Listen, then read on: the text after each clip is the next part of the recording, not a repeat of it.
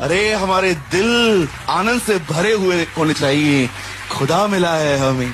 बेचारे लोगों को देखो, बाहर अस्पतालों में जाते हैं, डॉक्टर उनको कहता है आप नहीं बचोगे, रो रो के आते हैं।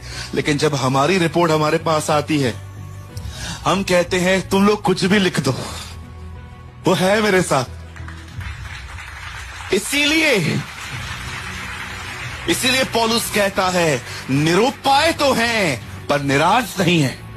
हमारे पास बहुत सारी बातों का जवाब नहीं है, पर हम आशा से भरे हुए हैं। हम जानते हैं वो हमें बचाएगा, वो हमें संभालेगा।